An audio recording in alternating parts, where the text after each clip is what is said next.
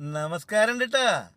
നമ്മുടെ BJP-യിൽ നിന്ന് കോൺഗ്രസിലേക്ക് പോയ ശ്രീമാൻ സന്ദീപ് വാര്യര് സത്യം പറഞ്ഞു കഴിഞ്ഞാൽ ഒരു ഗതിയും പരഗതിയും ഇല്ലാണ്ട് അന്തം വിട്ട് കുന്തം മുഴുങ്ങി ആകാശത്തേക്ക് നോക്കി ഇരിക്കേണ്ട ഗതികേടാണ് അദ്ദേഹത്തിന് ഉണ്ടായിട്ടുള്ളത്. എല്ലാവർക്കും സീറ്റ് കൊടുത്തു. എല്ലാവർക്കും സീറ്റ് കൊടുത്തപ്പോൾ എന്തു പറ്റി? ഇദ്ദേഹത്തിന് ആകപ്പാടെ വെപ്രാളമായി. ചേടാ, ഇനി ഈ മറ്റു പാർട്ടിക്കാരന്മാരെല്ലാം കൂടെ എന്നെ എടുത്തിട്ട് അങ്ങ് പൊരിക്കുമല്ലോ എന്നൊരു വെപ്രാളവും ആദ്യമൊക്കെ ആയി. പിന്നെ ഇദ്ദേഹം വായിന്ന് വരുന്നതൊക്കെ എന്തൊക്കെയാണ് പറയുന്നത് ഇദ്ദേഹത്തിന് തന്നെ അറിയാത്തൊരു രീതിയിലാണ് ഇദ്ദേഹത്തിൻ്റെ സംഭാഷണ ശൈലികൾ.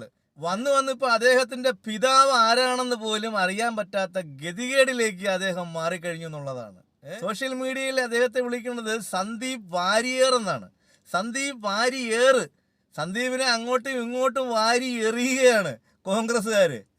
അവസാനം ഗത്യന്തരമില്ലാതെ വന്നപ്പോൾ സന്ദീപ് വാര്യരെ കൊണ്ടുവന്ന് തൃക്കരിപ്പൂര് കൊണ്ടങ്ങ് തള്ളി. ഇന്നാ നീ ഇവിടെ കിടന്നോ, തോക്ക് ജയിക്കുക, എന്ത് പണ്ടാരം വേണമെങ്കിലും അടങ്ങിക്കോ, അവിടെ കൊണ്ടുവന്നങ്ങ് കിട്ടും.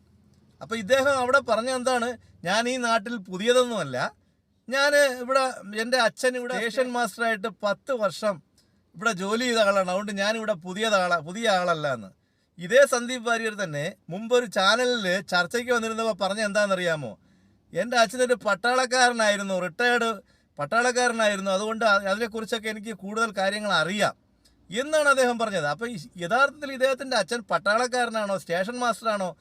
ഇദ്ദേഹത്തിൻ്റെ അച്ഛൻ ആരാണെന്ന് രാഷ്ട്രീയക്കാർക്ക് മാത്രമല്ല ജനങ്ങൾക്കുൾപ്പെടെ ഇപ്പോൾ കൺഫ്യൂഷനാണ്.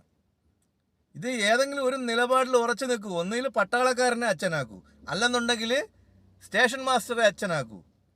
ഒരു നിലപാടിലെത്തൂ. സ്വന്തം അച്ഛനെ പോലും തിരിച്ചറിയാൻ പറ്റാത്ത സ്ഥിതിയിലേക്ക് ഇദ്ദേഹം മാറി എന്നുള്ളതാണ് ദുരവസ്ഥ എന്നല്ലാതെ എന്താ പറയേണ്ടത്.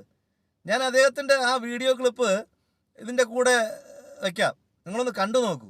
സ്റ്റേഷൻ മാസ്റ്ററായിരുന്ന ഗോവിന്ദ വാര്യരുടെ മകനാണ് ഞാൻ. കോൺഗ്രസിന്റെ സൈനിക സ്നേഹം എന്താണെന്നുള്ളത് ഒരു പൂർവ്വ സൈനികന്റെ മകനായിട്ട് എനിക്ക് കൃത്യമായിട്ട് അറിയാം. ഡബിള് അവിടെയും കണ്ടു ഇവിടെയും കണ്ടു.